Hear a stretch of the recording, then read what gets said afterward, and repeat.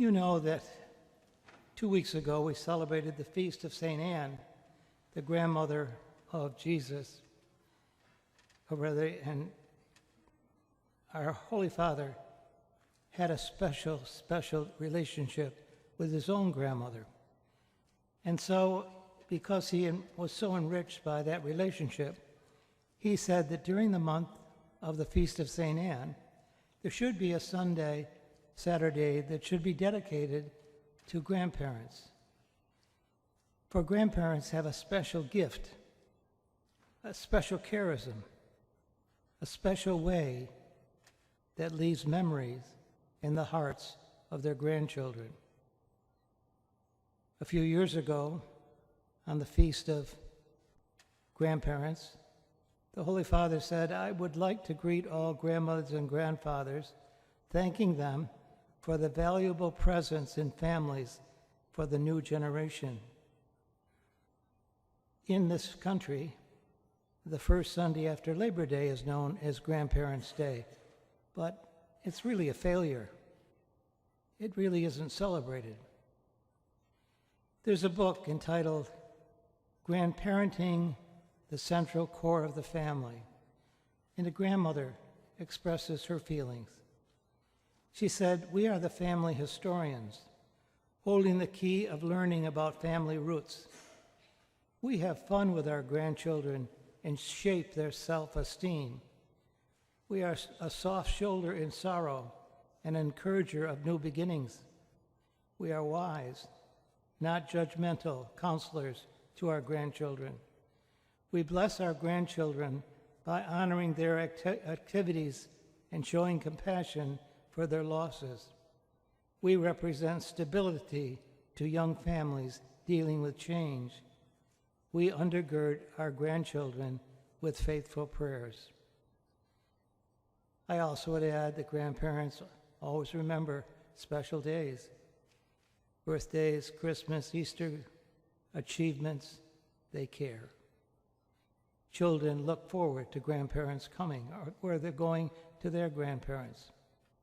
In fact, tonight, our server over here, Anna, second time having served, nice name to have Anna when we're talking about St. Anne, and she is going to Mexico tomorrow to see her grandparents. So we're very glad to have you, Anna. She's a little gift, these children that we'll be celebrating with grandmother and grandfather tomorrow. So today in our neighborhoods, because families move away, we don't have the same kind of relationship we used to have when grandparents lived around the side of the street or up the block or maybe a few blocks up. Today, grandchildren are away, and we have to use Zoom, or we have to use any kind of vehicle we have to keep connected to them. But it's important. It's important for children, it's important for grandparents to have a viable relationship with each other. In the past, the elderly were respected. Why? Because they were wise. Why? Because they lived life. Why? Because they knew what suffering was, and they came out of it. They were highly esteemed. They had wisdom. Remember Jesus in the old couple when he was presented in the temple? Nobody knew who he was, but an old couple. They're the ones that came up to Mary and Joseph and took that baby so happily, saying the one who was promised is come.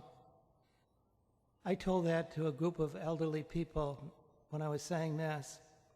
I said, think of it. You have the gift of wisdom. What a wonderful gift to have. One man stopped me afterwards and he said, that's all well and good, but nobody wants to hear about our wisdom. When Pope Francis was in Canada talking to the Indians, he kept saying to young people, listen to your elders. Your elders have gifts to give in you. They are wise. They've lived life. They are your greatest teachers. Today, we congratulate people who get college degrees, doctorates. And that's well and that's good. However, living life and achieving wisdom is a greater gift.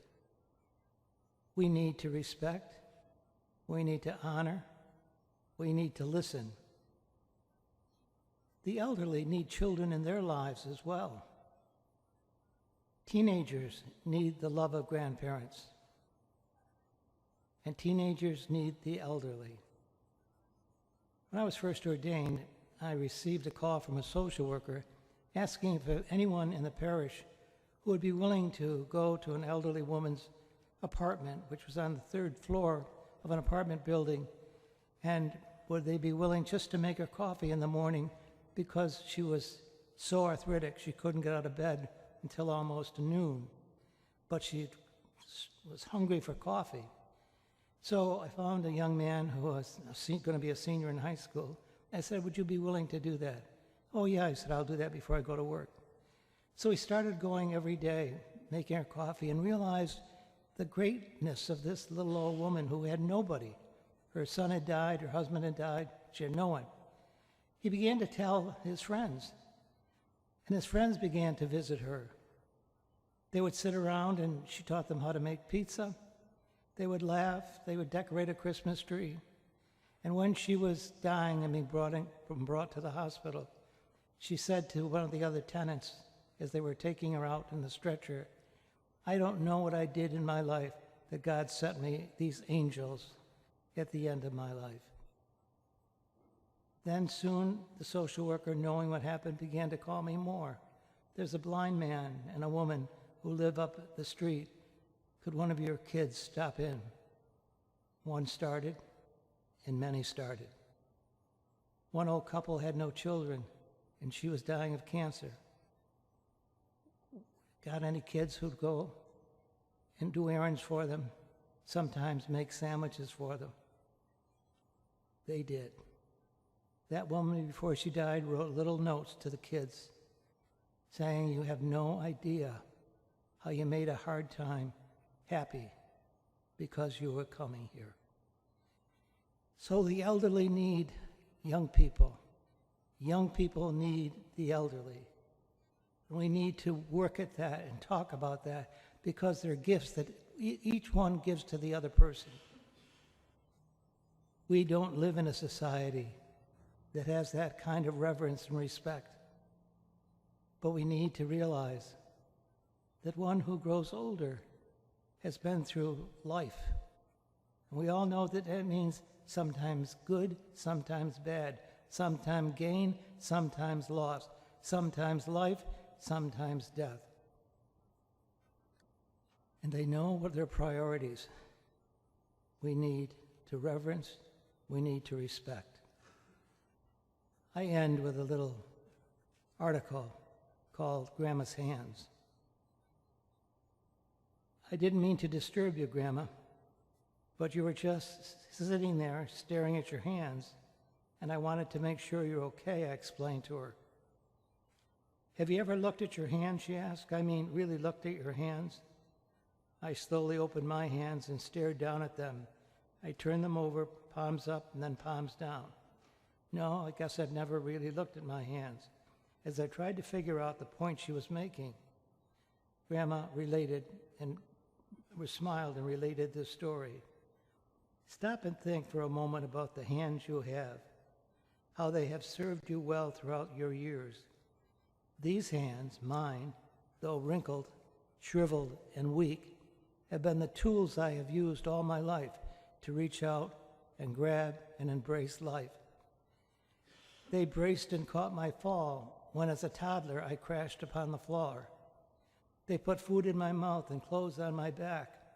As a child, my mother taught me to fold them in prayer. They tied my shoes and pulled on my boots. They held my husband and wiped my tears when he went off to war. They'd been dirty, scraped and raw, swollen and bent. They were uneasy and clumsy when I tried to hold my newborn son. Decorated with my wedding band, they showed the world that I was married and loved someone special. They wrote my letters to him and trembled and shook when I buried my parents and spouse. They've held my children and grandchildren, consoled neighbors, and shook fists of anger when I didn't understand. They've covered my face, combed my hair, washed and cleansed the rest of my body. They've been sticky and wet, bent and broken, dried and raw. And to this day, when not much of anything else of me works real well, these hands hold me up, lay me down, and again continue to fold in prayer.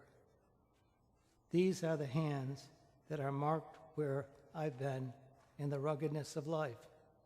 But more importantly, it will be these hands that God will reach out and take when he leads me home. And with my hands, he will lift me up to his side, and there I will use these hands to touch the face of Jesus.